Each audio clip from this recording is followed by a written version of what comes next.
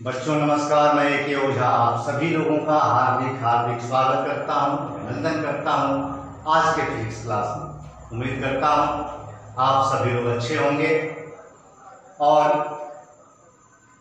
बहुत ही ईमानदारी के साथ अपने बोर्ड एग्जाम की तैयारी में लगे होंगे। आज से हम लोग क्लास 10th और 12th दोनों ही के लिए बहुत ही उपयोगी होने वाले एक फिजिक्स के चैप्टर के साथ अपनी क्लास की शुरुआत करने जा रहे हैं, जिससे बोर्ड एग्जामिनेशंस में काफी प्रश्न पूछे जाते हैं और टोटल मार्क्स का एक बहुत बड़ा पार्ट इस चैप्टर से कवर होता है। ऐसे इसको समझा जाए कि बिना इसे समझे, बिना इसको पढ़े, इस एक यूनिट को इग्नोर करके हम बोर्ड एग्जाम में जाने के लिए कभी सोच भी नहीं सकते। जी हाँ, हम बात कर रहे हैं प्रकाशिकी की, प्रकाश विज्ञान की, जिसके अंदर हम प्रकाश के गुणों एवं प्रभावों का अध्ययन करते हैं। जी हाँ, प्रकाशिकी भौतिकी की एक ऐसी शाखा है, फिजिक्स का एक ऐसा ब्रांच है जिसके अंदर हम प्रकाश के गुणों एवं प्रभावों का अध्ययन करते हैं। लेकिन प्रश्न तो ये उठता है कि आखिर प्रकाश क्या है? वो प्रकाश क्या है जिसके गुणों एवं प्रभावों का अध्ययन हम प्रकाशिकी में करते हैं? आप सभी जानते हैं, ये बात बताने की आवश्यकता नहीं कि प्रकाश ऊर्जा का ही एक स्वरूप है और ऊर्जा कभी दिखाई नहीं पड़ती, ऊर्जा का द्रव्यमान नहीं होता, ऊर्जा का कोई आकार नहीं होता, कोई आकृति नहीं होती।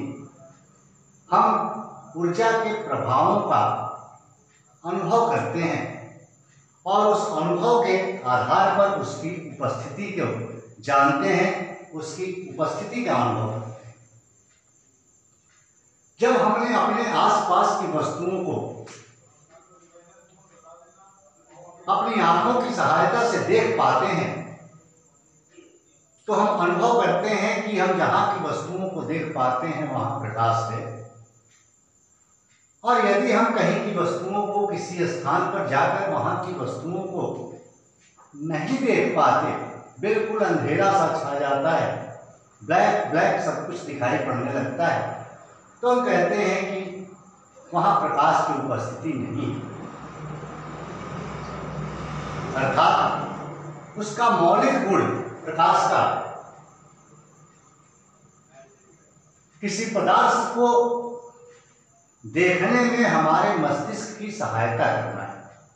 अब इसी गुण के आधार पर हम प्रकाश को परिभाषित करते हैं कि एक ऐसा बाह्य कारक जो स्वयं तो अदृश्य होता है, किंतु जिसकी उपस्थिति में मस्तिष्क किसी वस्तु को देखने का अनुभव करने लगता है, उसे हम प्रकाश कहते हैं।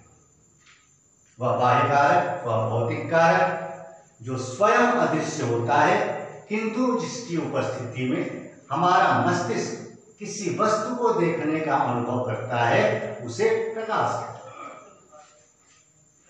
जी हाँ, कौन देखता है वस्तु को? मस्तिष्क देखता है, आंख नहीं देखता। आंख तो देखने में सहायता करता है,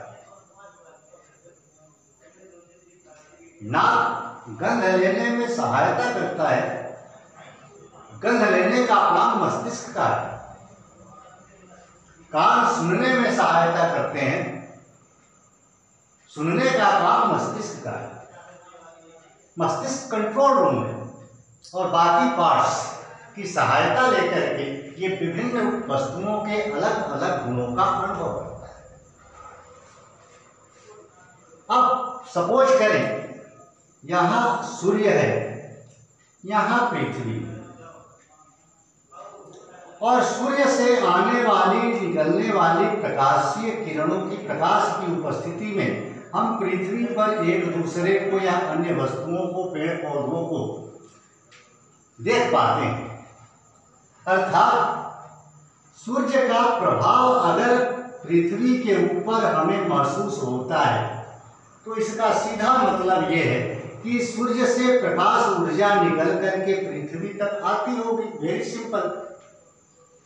जिस रास्ते पर गति करते हुए प्रकाश किसी एक स्थान से दूसरे स्थान के बीच की दूरी तय करता है, उस रास्ते को प्रकाशीय किरण कहते हैं। जिस रास्ते पर गति करता हुआ प्रकाश किसी एक स्थान से दूसरे स्थान तक की दूरी तय करता है, उस रास्ते को प्रकाशीय किरण कहते हैं। प्रकाशीय किरण को एक सरल रेखा के द्वारा सूचित किया जाता है, जिस पर प्रकाश की गति की दिशा में तीर का चिन्ह बना होता है। अक्सर हम लोग एक गलती कर देते हैं कि प्रकाशीय किरण को चित्र में दिखाते समय तीर का चिन्ह बनाना भूल जाते हैं। ऐसी गलती हमें कभी भी भूल कर ही नहीं करनी है, क्योंकि यही तीर का चिन्ह ये बताता है कि प्रकाश किस दिशा में गमन कर रहा है। यदि प्रकाश इस दिशा में जा रहा है, तीर इधर होगा। प्रकाश इस दिशा में गति कर रहा है, तीर इधर होगा। प्रकाश इस दिशा में गति कर रहा है, तीर इधर होगा। प्रकाश इस दिशा में गति कर रहा है तो तीर इधर होगा। प्रकाश जिस रास्ते पर गति करते हुए एक स्थान से दूसरे स्थान के बीच की दूरी तय करता है, उस रास्ते को प्रकाशीय किरण कहते हैं। चाहे वो सूर्य से पृथ्वी तक आए, बल्ब से हमारे किताबों तक, हमारे नोटबुक तक आए, जिसके द्वारा हम किताबों के अक्षरों को पढ़ पाते हैं, उस रास्ते को प्रकाशीय किरण कहते हैं, जिसे सरल रेखा के द्वारा सूचित किया जाता है। और इस सरल रेखा पर प्रकाश की गति की दिशा में तीर का चिन्ह बना। अब एक प्रकाशीय किरण इतनी पतली होती है कि किसी अपारदर्शी पदार्थ के बने पर्दे पर या अपारदर्शी पदार्थ की शीट के ऊपर एक आलपीन से छेद कर दिया जाए, होल कर दें और उससे प्रकाश गुजारे, तो उस एक आलपीन की मोटाई के बराबर होल से करोड़ों अरबों की संख्या में प्रकाशीय किरणें एक साथ गति करती है। इसका मतलब ये है कि हमारा मस्तिष्क प्रकाशीय किरणों को कभी भी अकेला अनुभव नहीं करता। हम प्रकाशीय किरणों को समूह में अनुभव करते हैं, और जब प्रकाशीय किरणें समूह में गति करती हैं तो उन प्रकाशीय किरणों के समूह को प्रकाशीय किरण पुंज के नाम से, लाइट बीम के नाम से जाना जाता है। लाइट बीम क्या होता है? प्रकाशीय किरण पुंज किसे कहते हैं? तो प्रकाशीय किरणों के समूह को प्रकाशीय किरण पुंज कहते हैं। जाहिर है समूह है तो दो या दो से अधिक तीर युक्त सरल रेखाओं के द्वारा प्रकाशीय किरण पुंज को प्रदर्शित किया जाता है। अब प्रकाशीय किरणों का जब गमन होता है एक स्थान से दूसरे स्थान तक, तो वो तीन प्रकार से हो सकता है, और इस आधार पर प्रकाशीय किरण पुंज को तीन वर्गों में विभाजित किया गया। पहला, अभिसारी किरण पुंज। अभिसारी किरण पुंज। दूसरा, अपसारी किरण पुंज। और तीसरा, समानांतर किरण पुंज। अभिसारी किरण पुंज क्या है, अपसारी किरण पुंज किसे कहते हैं, और समानांतर किरण पुंज किसे कहते हैं? बहुत ही आसान है, एक बार सुनकर के आप समझेंगे।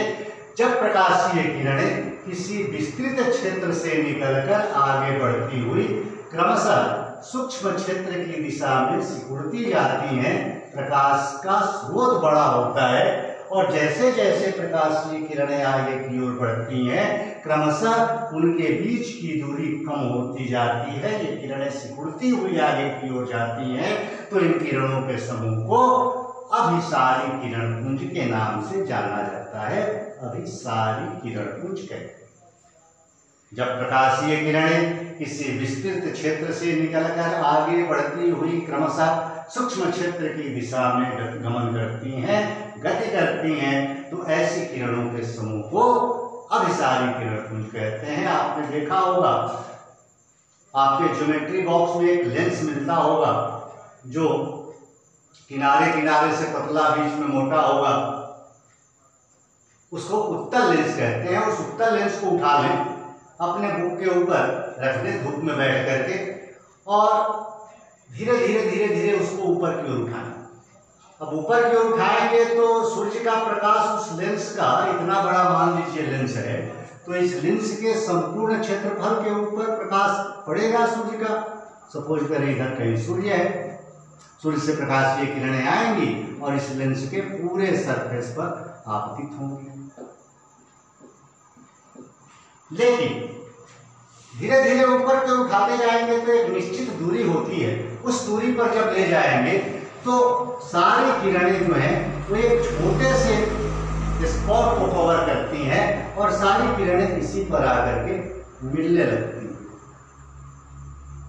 मतलब इस लेंस से जब आगे की ओर बढ़ती हैं तो बड़े क्षेत्र से निकलकर लेंस के बड़े क्षेत्रफल से आगे बढ़ती हुई आपके बुक के ऊपर, नोटबुक के ऊपर छोटे से स्थान में सिकुड़ जाती हैं। ऐसी सिकुड़ती हुई किरणों के समूह को अभिसारी किरण पुंज के नाम से जाना जाता है। जब प्रकाशीय किरणें किसी विस्तृत क्षेत्र से निकलकर, बड़े क्षेत्र से निकलकर आगे बढ़ती हुई क्रमशः सूक्ष्म क्षेत्र की दिशा में, छोटे क्षेत्र की दिशा में सिकुड़ती हुई जाती हैं, तो इन किरणों के समूह को अभिसारी किरण पुंज कहते हैं। लेकिन जब प्रकाशीय किरणें किसी सूक्ष्म क्षेत्र से निकलती हैं और आगे बढ़ती हुई क्रमशः बड़े क्षेत्र की दिशा में फैलती जाती हैं, तो इन किरणों के समूह को अपसारी किरण पुंज या अपसृत किरण पुंज के नाम से जाना जाता है। जैसे टॉर्च जलाते हैं हम लोग, टॉर्च ये हो गया, टॉर्च का मुंह तो इतना छोटा होता है, यहाँ एक बल्ब लगा है, इस बल्ब से प्रकाश निकलता है जब यहाँ से स्विच ऑन करते हैं, और यहाँ एक दीवार होती है, इस दीवार के ऊपर प्रकाश इतना बड़ा एरिया कवर करता है, क्षेत्र घेरता है। अब छोटे से बल्ब से निकल करके दीवार पर बड़ा एरिया कवर कर रहा है। इसका मतलब क्या है कि प्रकाशीय किरणें जैसे जैसे आगे की ओर जा रही है वैसे वैसे फैलती जा रही है। तो ऐसे किरणों के समूह का जब निर्माण हो, इस प्रकार से प्रकाशीय किरणें फैलती हुई गमन करें माध्यम में, तो इन किरणों के समूह को अपसारी किरण पुंज के नाम से जाना जाता है। जब प्रकाशीय किरणें किसी सूक्ष्म क्षेत्र से निकलकर आगे बढ़ती हुई क्रमशः विस्तृत क्षेत्र की दिशा में फैलती हुई जाती हैं, तो इन किरणों के समूह को अपसारी किरण पुंज कहते हैं। और जब सिकुड़ती हुई जाएगी तो अभिसारी किरण पुंज, फैलती हुई जाएगी अपसारी किरण पुंज, तो समानांतर किसे कहेंगे? आप सबको पता है समानांतर रेखा। तो जब प्रकाशीय किरणें एक दूसरे से समान दूरी पर रहकर गति करती हैं, तो इन किरणों के समूह को समानांतर किरण पुंज के नाम से जाना जाता है। नेक्स्ट थोड़ा हम चर्चा करेंगे पदार्थ का। हम सभी जानते हैं पदार्थ दुनिया की कोई भी ऐसी वस्तु जिसका द्रव्यमान और आयतन हो, दुनिया की कोई भी ऐसी चीज जिसके पास द्रव्यमान हो, आयतन हो, कहीं रखा जाए तो स्थान घेरे, उसको हम पदार्थ कहते हैं। पदार्थ ठोस अवस्था में भी दिखाई पड़ते हैं, द्रवित अवस्था में भी होते हैं, गैसीय अवस्था में भी होते हैं। अवस्था परिवर्तन के आधार पर इन भागों में हम पदार्थ को बांटते हैं। लेकिन प्रकाश विज्ञान जब पढ़ते हैं तो प्रकाश विज्ञान में पदार्थों को उनके दो गुणों के आधार पर बांटा जाता है। पहला प्रकाश उत्सर्जन के आधार, दूसरा पारदर्शिता के आधार। प्रकाश उत्सर्जन के आधार पर पदार्थों को मुख्य रूप से दो वर्गों में बांटा गया। कुछ ऐसे पदार्थ होते हैं जो स्वयं प्रकाश उत्सर्जित करते हैं, अर्थात जिन्हें देखने के लिए किसी दूसरे प्रकाशीय स्रोत की सहायता नहीं लेनी पड़ती। आपको पता है सूर्य को देखना हो दोपहर में तो आप टॉर्च लेकर के नहीं जाते, टॉर्च लाओ भाई कहाँ है सूर्य को देख लो, ऐसा नहीं हो। सूर्य स्वयं प्रकाश का स्रोत है, उससे खुद प्रकाश निकल करके आता है, सीधी हमारी आंखों पे पड़ता है और हम सूर्य को देख पाते हैं। बल्ब को देखने के लिए दीपक जलाने की, लालटेन जलाने की जरूरत नहीं, ये प्रकाशीय स्रोत है। और वैसे पदार्थ जो स्वयं प्रकाश उत्सर्जित करते हैं, जिन्हें देखने के लिए किसी दूसरे प्रकाशीय स्रोत की सहायता नहीं लेनी पड़ती है हमें, उन्हें दीप्त पदार्थ या आत्मदीप्त पदार्थ के नाम से जाना जाता है। सूर्य है, जितने तारे हैं, बल्ब है, दीपक है, टॉर्च है, लालटेन आपका है, जिससे भी प्रकाश निकलता है, उन सब पदार्थों को दीप्त पदार्थ या आत्मदीप्त पदार्थ के नाम से जाना जाता है। इसके ठीक विपरीत वैसे पदार्थ जिनसे प्रकाशीय किरणों का उत्सर्जन नहीं होता, उन्हें देखने के लिए किसी दूसरे प्रकाशीय स्रोत की सहायता लेनी पड़ती है, उन्हें हम अदीप्त या परादीप्त पदार्थ कहते हैं। जैसे हम कहीं अंधेरे में खड़े हो जाए, आप कमरे में आएंगे तो हमें आपको दिखाई नहीं पड़ेंगे, आप कहीं अंधेरे में खड़े हों और हम जाएंगे तो हम आपको देख नहीं पाएंगे। क्यों? क्योंकि हम प्रकाश का उत्सर्जन नहीं करते। हमें देखने के लिए बल्ब जलाना पड़ता है, टॉर्च जलाना पड़ता है, धूप में खड़ा होना पड़ता है। टेबल, कुर्सी, किताबें, कॉपी, फैन, मकान, ये सब क्या है? चंद्रमा, अदीप्त पदार्थ हैं। वैसे पदार्थ जो स्वयं प्रकाश उत्सर्जित नहीं करते, जिन्हें देखने के लिए किसी प्रकाशीय स्रोत की सहायता लेनी पड़ती है, उन्हें अदीप्त या परादीप्त पदार्थ। दूसरा, पदार्थों को बांटने का तरीका पारदर्शिता, एक गुण है पदार्थ का। उस पारदर्शिता गुण के आधार पर पदार्थों को 3 वर्गों में विभाजित किया गया। पहला, पारदर्शी पदार्थ। दूसरा, अपारदर्शी पदार्थ।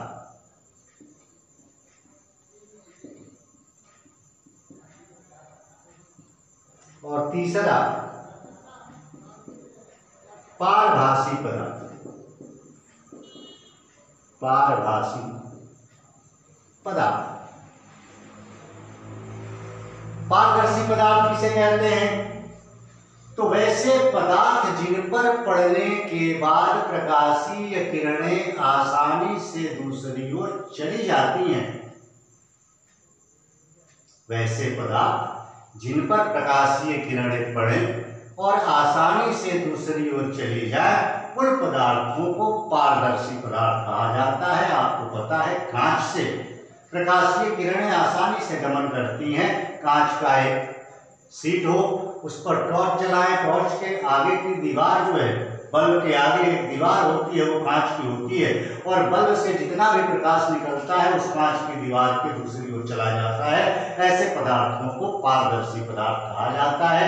कुछ ऐसे पदार्थ होते हैं जिन पर पड़ने के बाद प्रकाशीय किरणें दूसरी ओर बिल्कुल नहीं जाती, जैसे लोहा है, लकड़ी है, टेस्टर लकड़ी का है, इस पर प्रकाश पड़ेगा तो दूसरी ओर नहीं जा पाएगा। तो वैसे पदार्थ जिन पर पड़ने के बाद प्रकाशीय किरणें दूसरी ओर नहीं जा पाती, उन पदार्थों को अपारदर्शी पदार्थ कहते हैं। और कुछ पदार्थ ऐसे होते हैं जिन पर पड़ने के बाद प्रकाश का कुछ भाग दूसरी ओर चला जाता है, शेष भाग उस पदार्थ के द्वारा नष्ट कर लिया जाता है, शोषित कर लिया जाता है। उन पदार्थों को पारभासी पदार्थ के नाम से जाना जाता है। वैसे पहचानने के लिए इस तरह से करके देखेंगे आप उस पदार्थ को, तो धुंधला धुंधला दूसरी तरफ दिखाई पड़ेगा। इसका मतलब है कि प्रकाश दूसरी ओर जा रहा है, लेकिन कम मात्रा में जा रहा है, इसलिए धुंधला दिखाई पड़ रहा है। वैसे पदार्थों को हम लोग पारभासी पदार्थ के नाम से जानते। ये सब 10th क्लास में, अगर आप 12th में होंगे तो 10th में पढ़ करके आए होंगे। बेसिक डिफिनीशंस हैं, इनको पढ़ने के बाद ही आगे हम लोग जाएं तो ज्यादा बेहतर रहेगा। फिजिक्स, प्रकाश विज्ञान ज्यादा आसानी से हम समझ लें। प्रकाशीय माध्यम किसे कहते हैं? प्रकाश जिस क्षेत्र से होकर गति करता है, उस क्षेत्र को प्रकाशीय माध्यम कहते हैं। माध्यम मतलब क्या होता है? लक्ष्य तक पहुंचाने में जो सहायता करे उसे माध्यम कहते हैं। लक्ष्य है सूर्य से निकलकर पृथ्वी तक आना प्रकाश को, जो प्रकाश सूर्य से निकल रहा है और हम तक आ रहा है, उस प्रकाश का मुख्य लक्ष्य क्या है कि सूर्य से निकले दूसरी जगह जाए। तो जाने के लिए जिसका सहारा वो लेता है, जो उसको हेल्प करता है वहां पहुंचाने में कि हाँ भाई हमारे द्वारा आप चले जाओ, उसको हम प्रकाश के माध्यम कहते हैं। हो सकता है वो हवा हो सकता है वो पानी हो सकता है वो तेल हो सकता है निर्वात हो। तो प्रकाश जिस क्षेत्र से होकर गति करता है उस क्षेत्र को प्रकाशीय माध्यम कहते हैं। इस प्रकाशीय माध्यम को दो वर्गों में हम विभाजित करते हैं, सघन माध्यम और विरल माध्यम, डेंसर मीडियम एंड रेयर। कोई आपसे पूछेगा सघन माध्यम क्या है?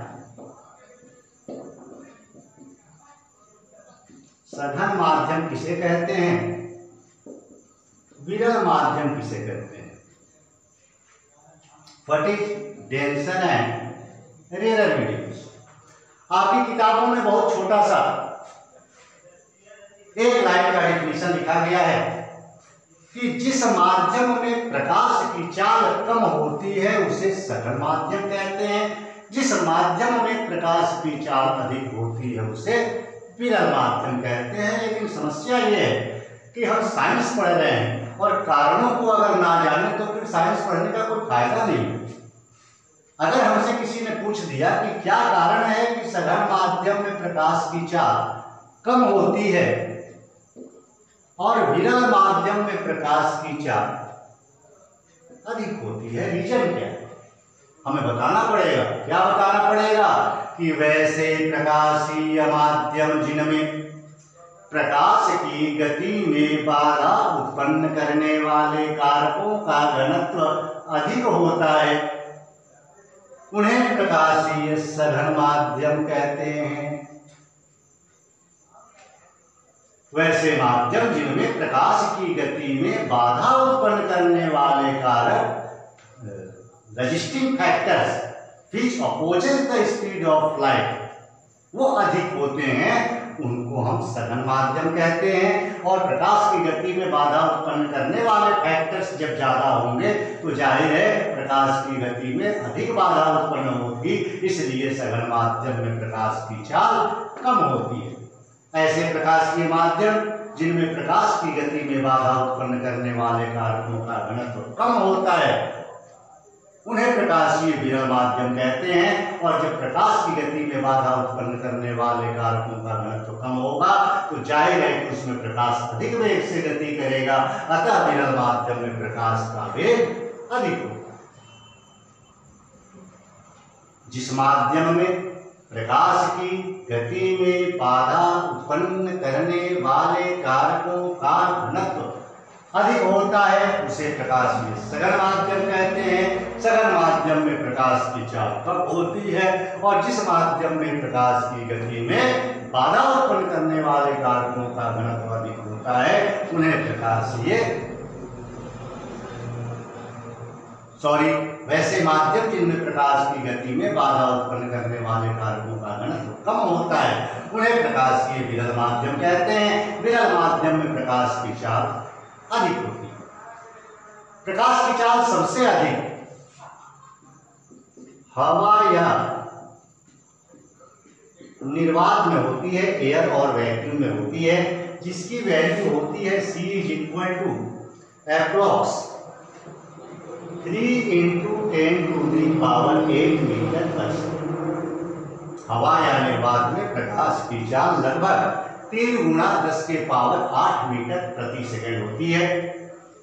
वैसे निर्वात में प्रकाश की चाल अधिक होती है, हवा में थोड़ी कम होती है, लेकिन दोनों में प्रकाश के का जो स्पीड होता है उसका डिफरेंस नेग्लिजिबल होता है, बहुत ही कम होता है, इसलिए हम लगभग बराबर मान लेते हैं। इसका मतलब ये है कि दुनिया में सबसे अधिक विरल माध्यम हवा या निर्वात है, जिसमें प्रकाश की चाल सर्वाधिक होती है 3 गुणा 10 का पावर 8 मीटर प्रति सेकेंड। बाकी कोई भी माध्यम होगा तो उसमें प्रकाश की चाल चाहे जितनी हो, लेकिन इस वैल्यू से 3 गुणा 10 के पावर 8 मीटर प्रति सेकेंड से कम होगी। मतलब सारे माध्यम हवा और निर्वात की अपेक्षा सघन है, और हवा या निर्वात बाकी सभी माध्यमों की अपेक्षा विरल माध्यम। कभी कभी समस्या आती है कि 2 माध्यम हमें दिए जाएंगे या कोई एक माध्यम दिया जाएगा, सपोज करें जल, और आपसे पूछा गया ये बताओ भैया ये जल सघन माध्यम है कि विरल माध्यम है, डेंसर मीडियम है या रेयर मीडियम है। आप कभी भी इसका जवाब ना दें, क्योंकि आप इसको सघन माध्यम कहेंगे, हो सकता है वो कह दे कि गलत है। अगर आपने कह दिया विरल माध्यम है, हो सकता है पूछने वाले ने बता दिया कि भाई आप गलत बता रहे हो। आप सघन माध्यम कहेंगे तो पूछने वाला कहेगा कि ये अगर सघन है तो इंक क्या है, स्याही क्या है, या रंग क्या है। लाल रंग, एक गिलास में पानी ले लीजिए, लाल रंग डाल दीजिए। अगर शुद्ध जल आपका सघन है तो वो लाल रंग से घुला हुआ मिला हुआ पानी क्या है, तो वो उससे ज्यादा सघन है, तो आपका जवाब क्या हो जाएगा, गलत हो जाएगा।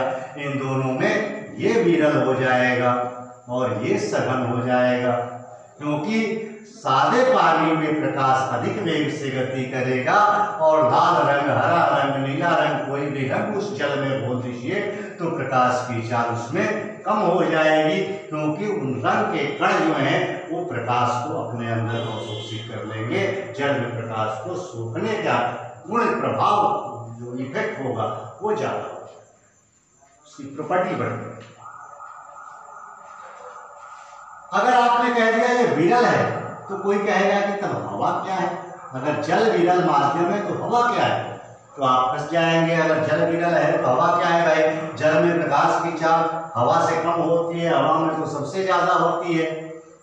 तब क्या करें, तब आपसे जब पूछा जाए कि जल सघन माध्यम है कि विरल माध्यम, तो तुरंत आप पूछिए किसकी अपेक्षा, क्योंकि ये सघनता और विरलता जो माध्यम की है वो अपेक्षित होती है। किसी एक माध्यम की अपेक्षा हम दूसरे माध्यम की सघनता या विरलता को ज्ञात करते हैं, और उसको ज्ञात करने का तरीका है प्रकाश की चाल।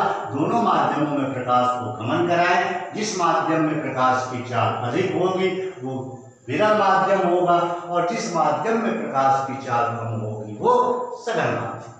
वेरी सिंपल, बिल्कुल टेंशन लेने की जरूरत नहीं है।